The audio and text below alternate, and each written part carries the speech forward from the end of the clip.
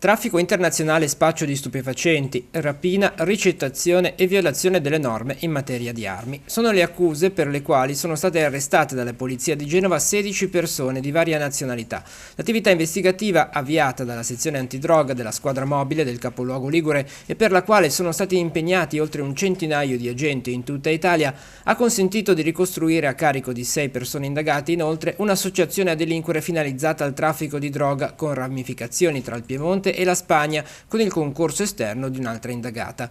Nell'ambito del medesimo provvedimento sono in corso arresti anche in Spagna per 3 soggetti destinatari di mandato di arresto europeo. L'indagine ha preso avvio dopo il sequestro di 6 kg di cocaina e di una pistola rinvenuti all'interno di un'auto nel parcheggio sotterraneo di un supermercato in zona Molassana a Genova, avvenuto nel dicembre del 2022. Gli immediati sviluppi hanno permesso di accertare che in quel luogo si stava svolgendo una compravendita di stupefacenti degenerata in un tentativo di rapina da parte degli acquirenti. 2 i gruppi criminali che operavano in questo contesto, uno radicato nella provincia di Torino in contatto con narcotrafficanti spagnoli, del secondo composto in prevalenza da indagati di origine pugliese dimoranti sia in Liguria che nel resto d'Italia. Facevano parte invece alcuni collaboratori di giustizia sottoposti a programma di protezione.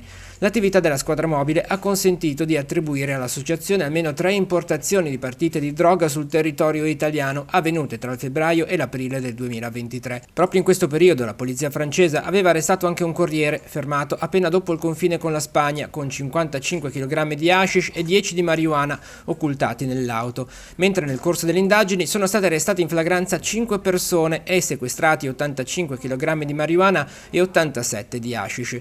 Oltre che in Liguria, gli arresti sono stati eseguiti a Torino, La Spezia, Lodi, Bergamo, Bari, Lecce, Salerno e Monza.